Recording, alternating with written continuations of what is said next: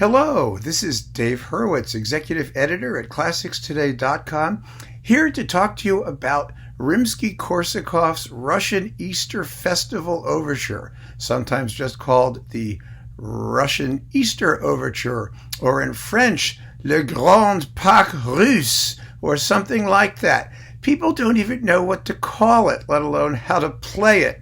And that's what I want to talk to you about. What makes this piece so fascinating to me, and I've performed it numerous times, is that despite the fact that Rimsky-Korsakov is known as one of the greatest ever masters of orchestration, nobody can leave the piece alone. Everybody tinkers with it somehow. There are very few performances that actually play it as Rimsky wrote it, especially in the coda, where all kinds of fascinating things can happen. Now, some of those things sound wonderful. I'm not complaining. Maybe they sound better. But the fact of the matter is that people get this irresistible urge to tinker with Rimsky-Korsakov, and nowhere more so than in the Russian Easter Overture, which I'm going to call it that for convenience sake. Now, the adjustments to the Russian Easter Overture almost always occur in the coda and take three basic forms. One is cuts. The second is redoing the orchestration, particularly the percussion parts. And the third is messing around with the tempo, usually by cutting it in half or something like that at various spots to make the Russian Orthodox chant bits sound more Russian Orthodoxy. Now, the Russian Easter Overture itself has certain interpretive issues. Rimsky-Korsakov may have been a genius orchestrator, but in some respects he had no sense of timing whatsoever. The piece takes like forever to get going, and once it does, it doesn't keep going. It has these sort of middle sections with more Russian Orthodox chant things, and then it repeats itself. It's a frustrating work in the sense of knowing where you are in it. And I think that may be one of the reasons why people try to blow up the coda even more than it is. I have here 5 recordings, 4 of which I think are quite recommendable, one of which is a disaster. And the disaster, it may surprise you to know, is Leopold Stokowski. You know, he usually was thrilling, and he usually could be counted on to mess with things in a very entertaining way. But this RCA one anyway, this Russian Easter Overture is boring and dull and lackluster, and he puts a big cut in the coda for no reason at all. And you'd think you'd want the coda to sort of go on for a while. I mean, it's true.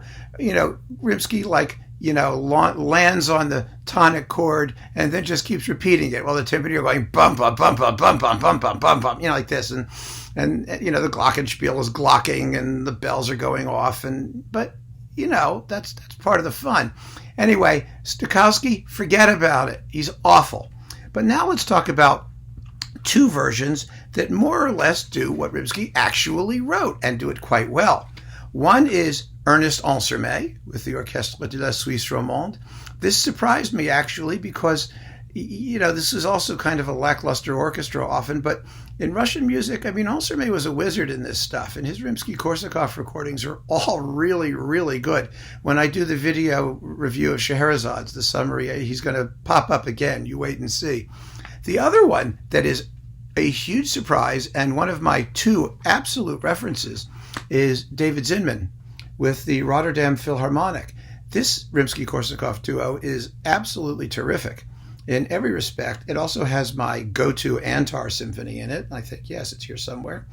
And it's a completely faithful performance that triumphantly vindicates exactly what Rimsky-Korsakov wrote. And there's nothing wrong with that. However, there are 2 that I also enjoy that are a little more perverse. Kees Bekels with the Malaysian Philharmonic Orchestra on Bis. This is a nice collection. You get the 3 symphonies plus Scheherazade plus all kinds of opera suites and other weird, Rimsky-Korsakov orchestral works. And it's cheap and it's definitely worth having. But in the Russian Easter Festival Overture, before the coda, where the giant chorale begins to start, the da da dum bum bum ba ba da da da da da da da da da da da da. You know that business? Whoa! He cuts the tempo down by, I don't know, 200%. It's wild. I mean, he really just cuts it off entirely, and then takes off like a shot when he gets to the coda. And then when he actually does the coda at the very, very end, he adds a sort of fanfare rhythm for the final chords that Rimsky-Korsakov also never wrote. And he also diddles the tam-tam part, which everybody does for some reason. Rimsky-Korsakov marks it to be played, actually, it's a little awkward, sort of mezzo forte quasi campana, like a bell.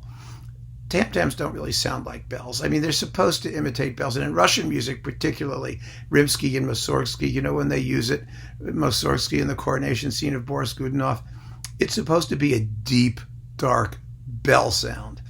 And so that's what Rimsky had in mind, but it's not very effective that way. And most of the time, you just don't hear it at all. So here you hear it, and it is a deep, dark sound. It's pretty good.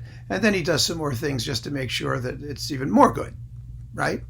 However, the best, absolutely the best, and most fabulous recording of the Russian Easter Overture is Igor Markevich with the Concertgebouw. This is on Philips, now it's on Decca. Hopefully you can still find it. It's coupled here with the Kondrashin Scheherazade, which is fantastic, and the Capriccio Espagnol, which is also fantastic. Now, what Markevich does is waits until the actual Russian chorale chant thing in the trombones. Bum ba da da da da da da da da. That he cuts the tempo in half. He has this tam-tam crashing at fortissimo. Forget the mezzo forte bell thing. He redoes the cymbal parts pretty substantially. And the wonderful thing about this performance is that the sound of the Concertgebouw, this was back in the days before the Concertgebouw started to sound like all the other international orchestras. They had a very interesting trombone section.